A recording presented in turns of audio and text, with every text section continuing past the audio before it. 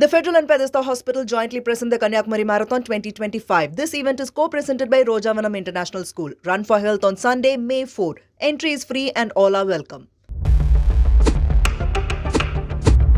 These governors were stalling the constitution from functioning effectively at the will of the people. Doing something against his oath. He has to perform his duty as per the constitution. I became the governor and I asked the students to shout Inqulab Zindabad. Will the country keep quiet? Imagine there were some students who shouted in Contra for Jai Shri Ram, Allahu Akbar or Inqulab Zindabad. What would have the governor done? In fact, any conscious president of India should have withdrawn this governor after the judgment has been delivered. Hello everyone. The Supreme Court's ruling sets specific timelines for the governors to act on bill passed by the Assembly under Article 200. But there are a lot of talk about that recent judgment. Some people saying it should be overlooked. Some people criticizing its judicial overreach. I am joining by senior advocate Mr. Elangovan to discuss about this. Thank you for joining with us, sir. Thank you. The Supreme Court ruling sets specific timeline for the governors. How do you view the Kerala's governor claim that this constitute judicial overreach? And does it hold any legal merit, sir? See, a governor commenting upon a Supreme Court judgment stating that it is a judicial overreach. He should have known the power of judiciary, what is known as judicial review. So now there is a deadlock of passing a bill. How do you make a law? We have legislatures to make the law, and it has a process before it becomes an enactment. If it is a law made by the state legislature, the governor has to give assent. But here in Tamil Nadu situation, we have seen 10 such legislations, the bills that have been passed by the Tamil Nadu state legislature has been pending with the governor for his assent. He has not given the assent. When he has kept it in abeyance, the state legislature has passed the bill once again and sent it to the governor once again. And now it is mandatory as per the constitution on the part of the governor to give his assent when the bills are sent on the second time.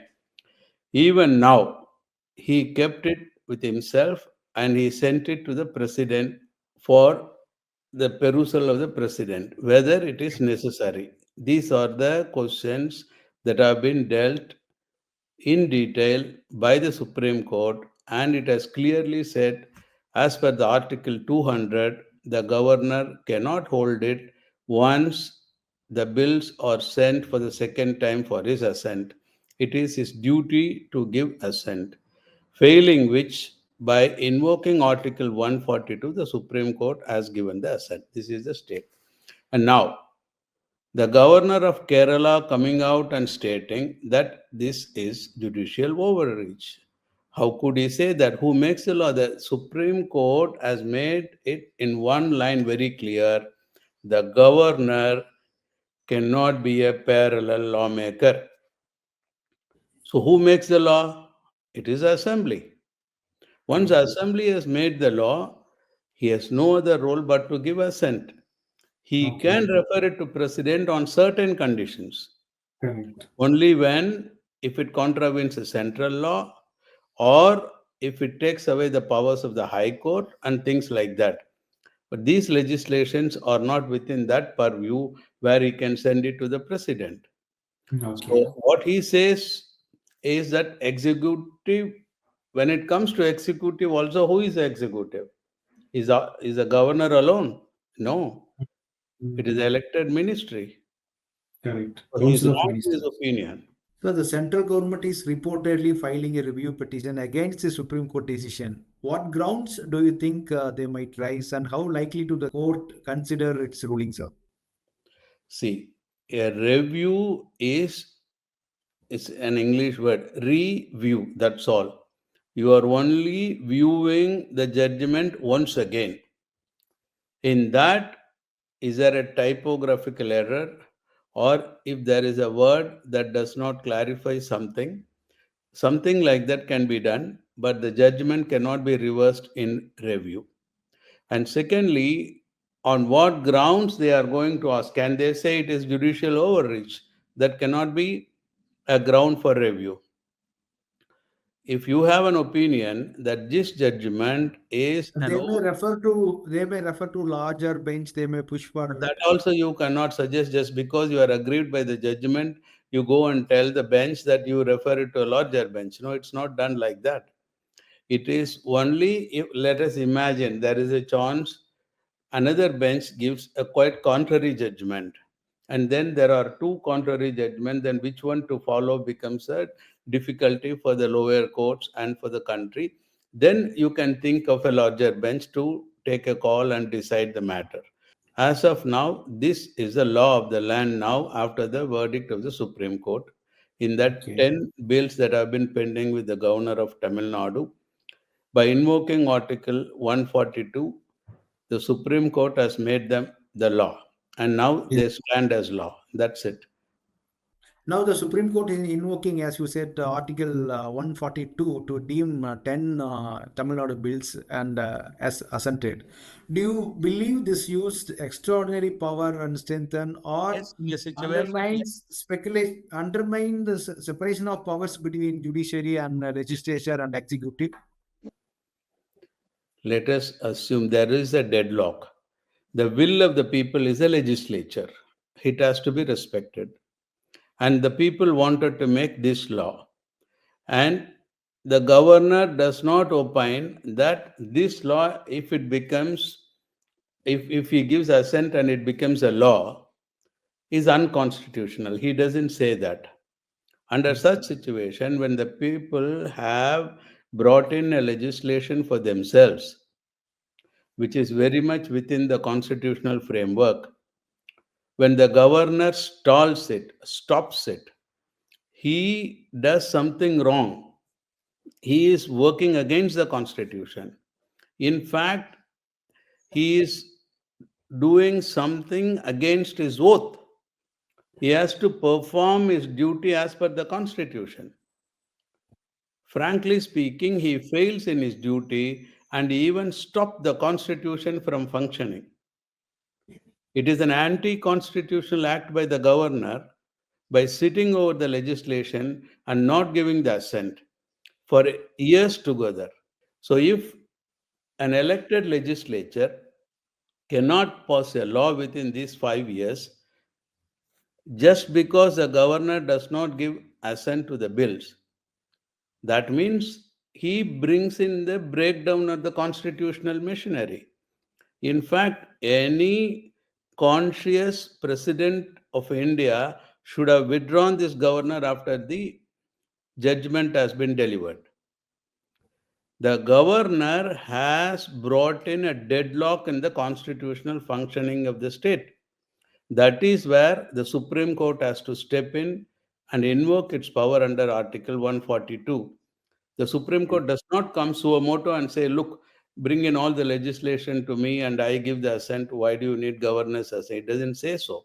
The Supreme Court's ruling set specific timeline for governors, okay, but some section of senior advocates saying Supreme Court is ordering the President of India. So in that area, we need more light on it because it should not be an overreach. So what's your take on their If you really views?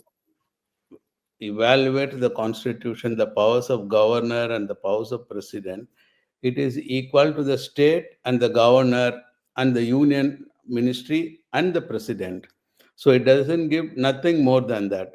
We all discussed the power of governor even to give the power of pardon even after the president was refused. This we discussed in Rajiv Gandhi assassination case. So, what does it mean? Even when the president refuses to give his power, use his power, the governor can do it. That was the statement everybody made. And finally, what happened also we know in the Rajiv Gandhi assassination case. So, president is not above the constitution. The president of India comes within the constitution. What is supreme is the constitution of India. So, when the court says if the president does not give assent for the bill that has been pending before the President of India, for want of certain reasons, the court can intervene and say, this is a time limit within which you have to decide. Otherwise, the will of the people, the constitution, and everything is become non-functional. If I do that, I become anti-constitutional activist. You can call me an anti-national. So, what a constitutional functionary does, they are not given license to work against the constitution. In fact, they should be more careful in implementing the constitutional power.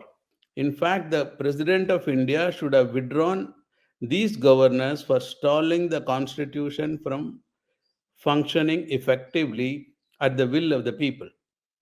That is my point. The will of the people is stalled by somebody who has no electoral mandate. Just imagine a person who is an appointee by the president for the political reasons.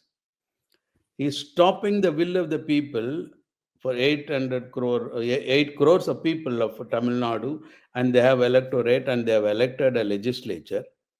They want a law to be made, and a person stops it Yes. and stops it for 5 years.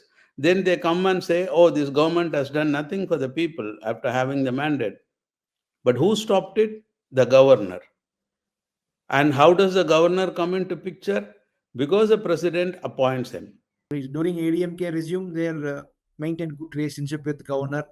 Governor is also having good maintaining good relationship with the state. So when sometime have a political issue, that governor will become a debatable topic. So what should be the right aspect to sort it this kind of situation?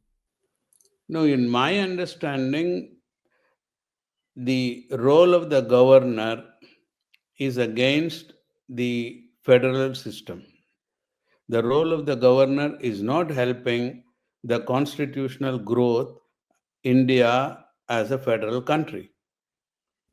Because a single person who has no electoral mandate, he comes, and you can see how bad or how worse the governor post can be with the example of Mr. R. N. Ravi, who is the governor of Tamil Nadu today. He goes to an educational institution and he forces the students there to make a sound or a slogan, to recite a slogan, which is nothing to do with the constitution or democracy or anything. It is something which is understood as a political slogan of a particular religion. So a governor can do anything with the immunity he has with the constitution. Had any individual person has done it, we can sue him by it is a hate mongering slogan. It's suppose tomorrow I become the governor and I ask the students to shout Inkulab Zindabad. Will the country keep quiet? Or if there is a governor who would say Allahu Akbar, there will be hue and cry, though the meaning of Allahu Akbar is God is great. That's all. It doesn't say Ram or Rahim. It just says, or imagine there were some students who shouted in contra for Jai Shri Ram, Allahu Akbar or Inkulab Zindabad. What would have the governor done? See, this is what I'm saying. The post of governor can be reduced into an ordinary petty political activist, an indecent petty political activist. And he enjoys the immunity given under the constitution. And he stalls the legislations. And he works against the mandate of the people. So, what does he do for the constitution? So, after having experienced a person like Mr. R. N. Ravi as a governor, we have to rethink and debate and see whether India needs the post of governor to maintain its federal setup. We are a growing democracy, it's only 75 years.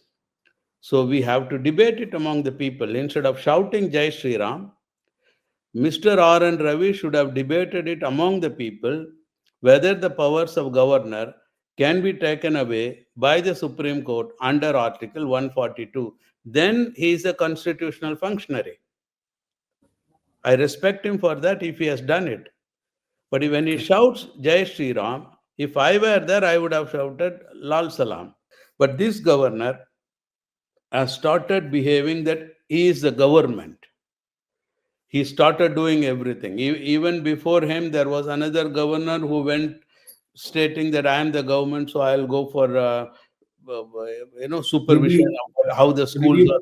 review meeting and all he used to do. Everything that is not done. He is not a parallel government. He is nobody for that. So it is a decency of the elected state government that fights within the framework of the constitution. If government is, as per reports, file for review petition. If the review is failed, so what next? They can't do anything. They have to adhere to the constitutional framework. They can't rewrite the constitution and saying governor is everything and the elected legislature has no power and the executive has no power. He is the executive. He tries to behave and tries to tell us wherever BJP is not ruling, the governor is a government. Wherever BJP is ruling, including the center, then they go with the constitution. After this judgment, the office of the President of India should have reacted to this judgment and taken a call on this governor, whether to continue or to take him back. Without the silence of the President's office does not augur well for the Constitution of India, democracy of India. We don't hear anything from the President of India, whereas the Home Minister or the other governor, they are all reacting. There's a saying in Tamil, like Talayirka Valadakura. There is a President of India who should have taken a call on this judgment and stated, instead of Kerala governor reacting to it. Thank you so much, sir. Thank you so much for your insight. Thank you so much.